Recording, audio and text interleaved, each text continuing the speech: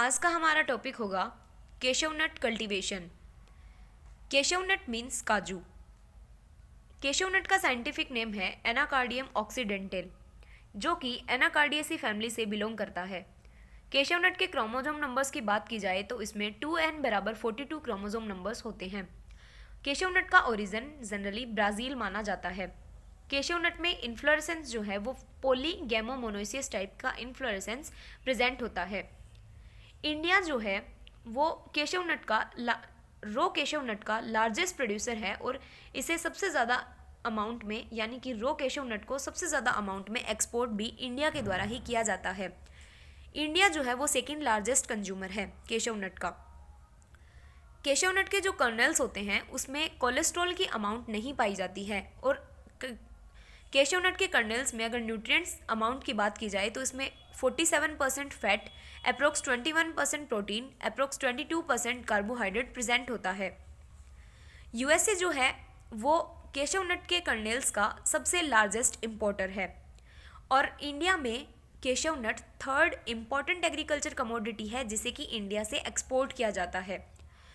और जो dried colonel's होते हैं केशव नट के ड्राइड कर्नल्स जिन्हें कि कंज्यूम करने के लिए यूज़ किया जाता है उनमें जो मॉइस्चर कंटेंट होता है वो 2 to 4% मॉइस्चर प्रेजेंट होता है और इन केशव नट के कर्नल्स में अप्रोक्स 40% तक ऑयल की कंसंट्रेशन प्रेजेंट होती है। जब केशव नट की प्रोसेसिंग की जाती है और उसे एक कंज्यूम करने के लिए उपयोग में बनाया जाता है तब उसकी प्रोसेसिंग में एक बाई प्रोडक्ट बनता है जिसका नाम है CNSL। Means CNSL is a by product जो कि एक फिनॉल होता है और इसे जनरली रेजिन्स, पेंट्स एक्सेट्रा बनाने में काम में लिया जाता है। केशव नट के प्लांट की बोटनी की बात की जाए तो ये एक एवरग्रीन प्लांट है जिसकी लो स्प्रेडिंग हैबिट है और ये अप्रोक्स 10 to 15 मीटर हाइट तक ग्रो कर सकता है। इसके फ्रूट टाइप की बात की जाए तो ये ड्रूप टाइप का होता है। केशव नट के प्लांट में दो टाइप की ब्रांचेस जनरेट होती हैं या फिर इमर्ज होती हैं जिनका नाम है इंटेंसिव एंड एक्सटेंसिव टाइप की ब्रांचेस। इसके जो नट्स होते हैं उनकी जो शेप है वो किडनी शेप्ड नट्स प्रेजेंट हैं। केशव नट की कल्टीवेशन के लिए सूटेबल क्लाइमेट की बात की जाए तो ये एक हार्डी ट्रॉपिकल प्लांट है। हार्डी मीन्स ये ड्रॉट जैसी कंडीशंस को सहन कर लेता है या फिर उनको रेसिस्ट कर लेता है और अप्रोक्स 1000 मीटर एलिवेशंस तक इसे ग्रो किया जा सकता है। इसे लगभग 500 mm एनुअल रेनफॉल की रिक्वायरमेंट होती है एक सक्सेसफुल प्लांट को ग्रो होने के लिए।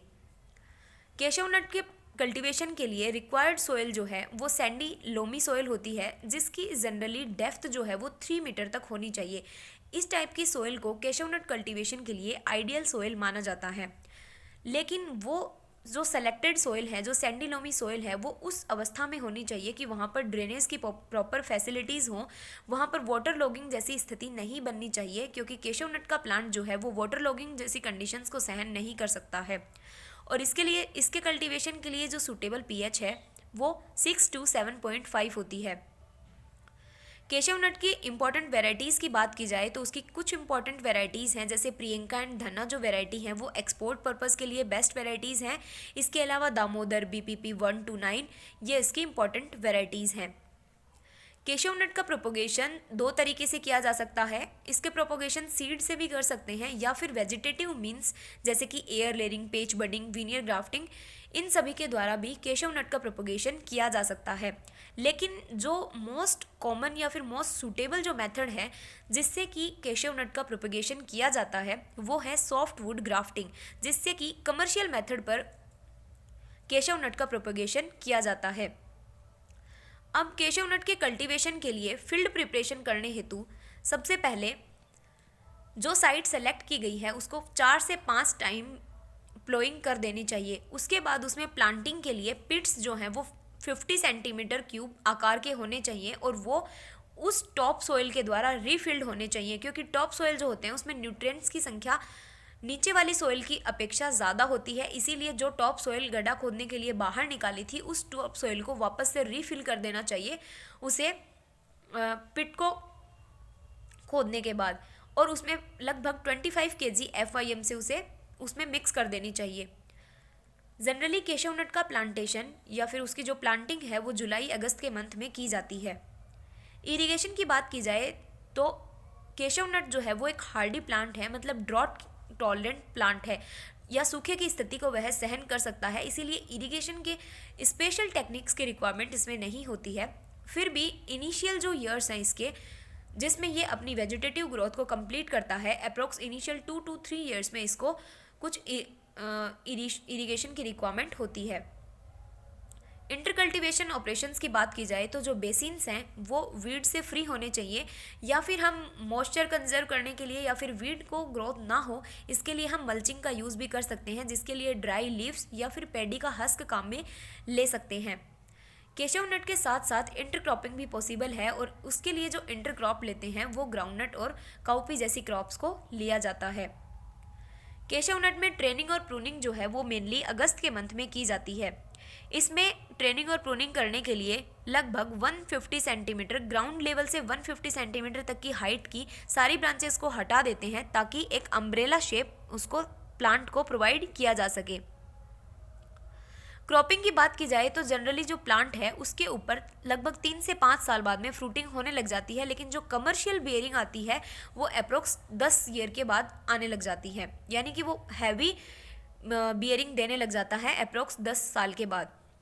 फ्लावरिंग टाइम जो है केशव नट में वो दिसंबर से फरवरी में इसमें फ्लावरिंग होती है। हार्वेस्टिंग के समय या हार्वेस्टिंग के बाद जो केशव नट के फ्रूट्स होते हैं इनसे एक बेवरेज भी बनाई जाती है, उस बेवरेज का नाम है फेनी।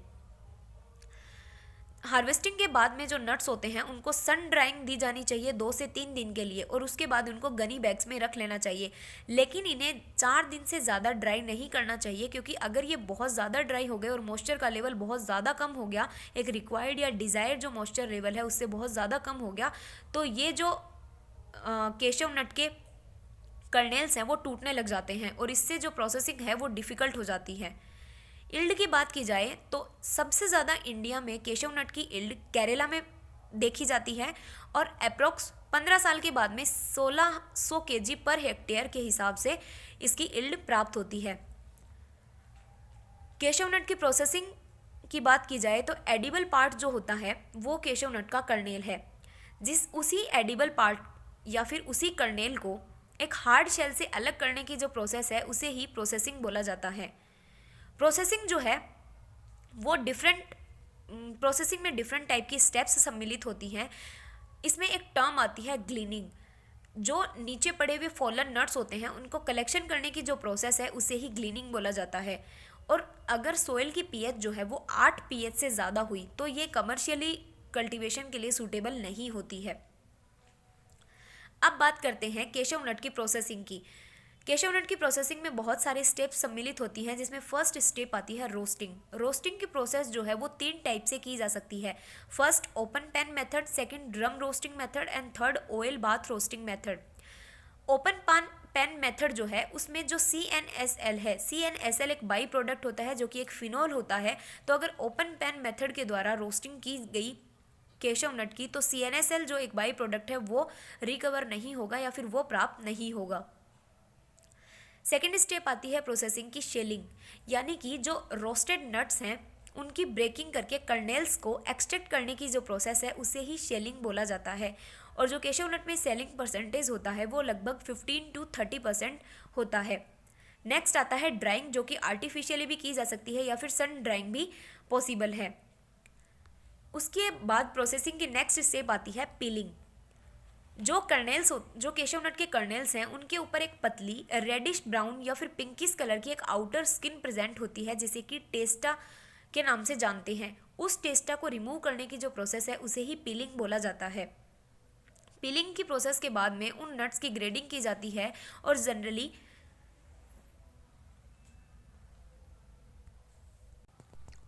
केशव नट के ग्रेडिंग के लिए 25 ग्रेड्स जो हैं वो प्रेजेंट है।